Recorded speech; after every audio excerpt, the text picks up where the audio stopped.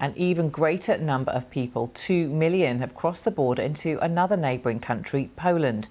On the border itself, there's a big operation helping those heading across, involving hundreds of volunteers.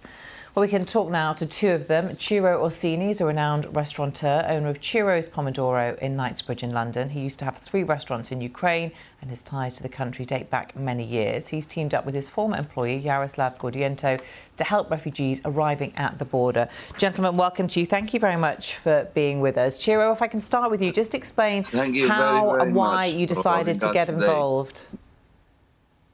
Thank you very, very much for having us today on this, because it means a lot to us. When we heard about the war here, especially I had 3 restaurants in Ukraine myself. One was with in Kiev with Zhenya Timoshenko. The other one was with some other people up in Kharkov, they call Kharkiv, and the other one was in Odessa. And right now we came over here to rescue some of them.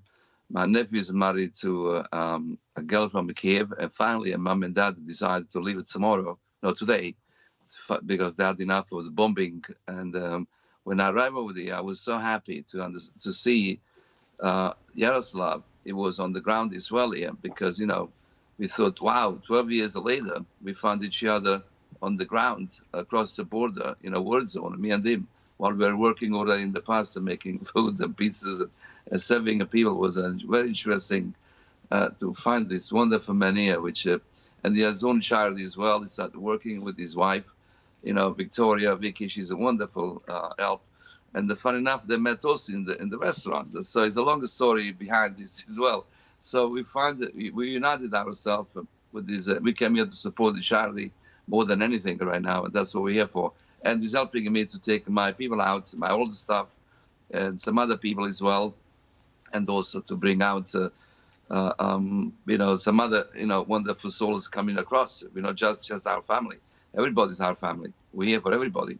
And of Yaroslav, course, we care just as much to bring our relatives out as well. Of course, yep. Yaroslav, this has impacted directly on you and your family, hasn't it? With your mum in the country in Ukraine until just last week. Yeah. Yaroslav will tell you the story. Yes, we moved with my family a few months back here, and from the first day when the war began, we decided that we are part of this, and we felt we need to help people as much as we can.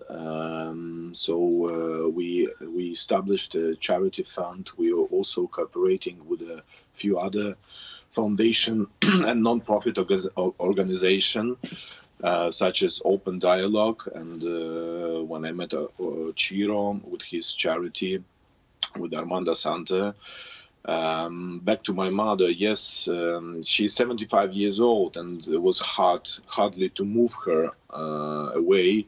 But after spending few nights in the bomb shelter, she finally decided she is okay and ready to move.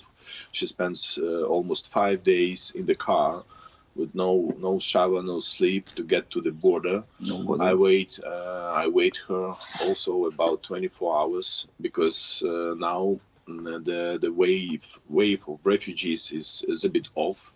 But 10 days ago there was a big amount of people, and finally I got her here, and we are all together. Good other things good that the mother of my wife, she is originally from Kiev, and her house is in the Lutish, the village next to Kiev, north part of Kiev, where the Russian troops mainly located, and it's terrible. And they bombed the center. They bombed the center of the village. The village is very close to Novi Petrivci, and it's a very difficult area over there, the difficult situation. Yeah, extremely difficult. Ciro, you're on the border now.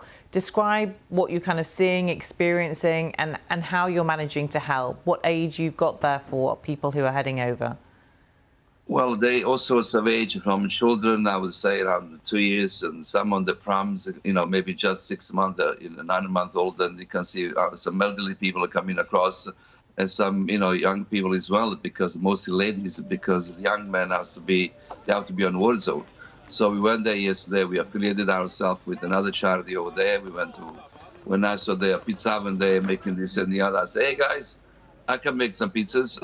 So we started to cook some food for them straight away. And then his wife was giving this to the children, this and the other. Yaroslav was cooking with me. It was fantastic. We spent 5 or 6 hours cooking. And then late at nights we had to leave because we had to cross the other border where we are now.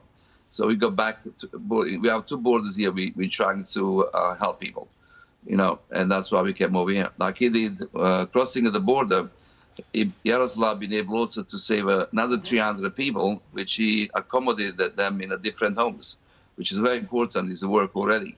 So as we pick them up, we take them to, you know, Warsaw. In Warsaw, we have some facilities, some homes or some hotels or whatever, is for them to at least to arrive and get fed and put them for sleep, have a shower. That's the most important thing, is the great work you've done so far. He's my hero now, not my manager anymore, my hero. Yeah, and Yaroslav, you're clearly helping a lot of people. People are heading over the border in ever-increasing numbers with no sign of that flow stopping. How long do you intend to stay there, and what kind of help are you intending to offer? As of now, we decided that we can help more here with my wife and a few other people and volunteers. We're finding new, let's call it new homes, new accommodation facilities to accommodate refugees, mainly women with the kids, cats, dogs. Most of them staying in Poland temporarily because they are planning what they do further, where they go further. But other part of the refugees, they will stay longer here in Poland. And thanks to my wife Victoria, she accommodated, as Chiro mentioned, over 300 people in the Warsaw and other cities near. So that we will stay as long as it needs. Okay. That's our main job here, to stay as long as we can to help. We have no clock or about sleeping or doing things. My wife, with few other people, she's visiting the train station, bus station. She finds many families, many people there. They are living for 2-3 days without any plans, any idea where they go. So we are collecting those people and finding them home. And thanks to lovely Polish people, they've been wonderful since the day first. They've been wonderful. They're helping. They're very helpful. Incredible. I don't know, from the first meter on the border until the last, if the refugees are going away from Poland. Yeah. Okay, gentlemen, we must leave it there. I'm sure your efforts are greatly appreciated by the many who you're helping. Chiro Orsino and Yaroslav Gordienko from the Open Dialogue Foundation. Thank you very much. We are from Ukraine. We love you. Thanks very much.